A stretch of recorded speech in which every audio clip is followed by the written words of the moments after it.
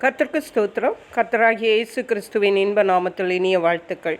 இன்றைய தியானத்திற்காக ஜெபித்த பொழுது தேவன் தந்த வசனம் 2 நாளாகம புஸ்தகம் 19ஆம் அதிகாரம் 11ஆம் வசனத்தின் கடைசி பாகம். உத்தமனுக்கு கர்த்தர் துணை என்றான். நம்முடைய கர்த்தராகிய இயேசு கிறிஸ்து அவருடைய பிள்ளைகளாகிய நமக்கு துணை நிற்கிற தேவனாக இருக்கிறார். அதாவது உத்தமமாய் இருக்கிறவர்களுக்கு கர்த்தர் துணையாக இருக்கிறார். உத்தமம் என்றால் ஒரு நல்ல ஒரு குணம். அது மற்றவர்களுக்கு தீமை செய்யாது, தேவனுக்கு பயந்து நடக்கிற ஒரு வாழ்க்கை என்று நாம் சொல்லலாம். இந்த உத்தமத்தை நம்முடைய வாழ்க்கையிலே ஒரு உண்மையான ஒரு ஜீவியம் செய்யும் பொழுது கர்த்தர் நமக்கு துணை இருக்கிறார். சங்கீதங்களின் புஸ்தகம் 84ஆம் சங்கீதம் 11ஆம் வசனம் சொல்லுகிறது, உத்தமமாய் நடக்கிறவர்களுக்கு நன்மையை வழங்காதுறார்.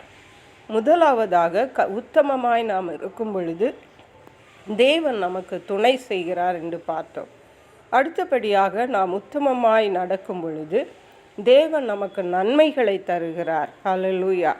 தேவன் நமக்கு ஆசீர்வாதங்களையும் நன்மைகளையும் செய்யும் பொழுது நம்முடைய உத்தமத்தையும் அவர் பார்த்து செய்கிறார் என்பதை நாம் திட்டமும் தெளிவுமாக தெரிந்து கொள்ள வேண்டும். பல வேளைகளிலே நாம் நினைப்போம், நாம் கர்த்தருக்கு பயந்து வாழ்ந்தோம், நம்முடைய வாழ்க்கையில் என்ன நன்மை இருக்கிறது என்று. பிரியமான தேவனுடைய பிள்ளைகளை, தேவன் நம்முடைய வாழ்க்கையில் ஒவ்வொரு காரியங்களையும் அறிந்திருக்கிறார். நம்முடைய உத்தம குணத்தை தேவன் அறிந்திருக்கிறார். சில வேளை மனிதர்கள் முன்பாக நம்முடைய உத்தம குணம் தண்டனைக்குரியதாக மாறி இருக்கலாம். யோசேப்புடைய வாழ்க்கையிலே போத்திபாரின் வீட்டிலே நடந்த அவனுடைய உத்தமத்தின் நிமித்தம் அங்கே சிறைச்சாலையிலே தள்ளப்படுகிறதை பார்க்கிறோம். ஆனால் நாளடைவில் அரசனுடைய சிங்காசனத்துக்கு அடுத்தபடியாக உயர்த்தப்படுகிறதை பார்க்கிறோம்.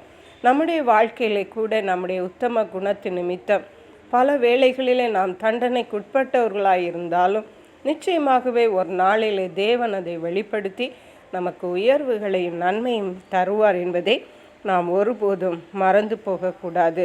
அப்படியே நீதிமொழிகளின் புஸ்தகம் 10ஆம் அதிகாரம் 9ஆம் வசனத்தின் முதல் பாகம் சொல்லுகிறது, உத்தமமாய் நடக்கிறவன் பத்திரமாய் நடக்கிறான். ஹல்லேலூயா. நாம் ஒவ்வொருவரும் பத்திரமாய் இருக்க வேண்டும், பத்திரமாய் வாழ வேண்டும் என்பதைத்தான் விரும்புவோம். அப்படிப்பட்ட நாம் நம்முடைய வாழ்க்கையிலே உத்தம குணத்தை காத்து கொள்ளுகிறவர்களாய் காணப்பட வேண்டும்.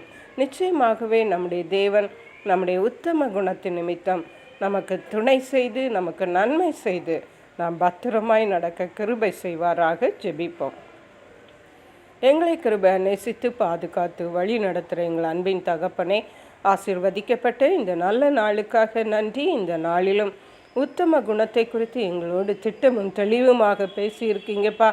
எங்களுடைய வாழ்க்கையிலே நாங்கள் உத்தம குணத்தை காத்து கொண்டு தேவனுடைய துணையும் தேவனுடைய ஆசீர்வாதங்களையும் நாங்கள் பெற்றுக்கொண்டு பத்திரமாக எங்களுடைய வாழ்விலை வாழ உதவி செய்யுங்க.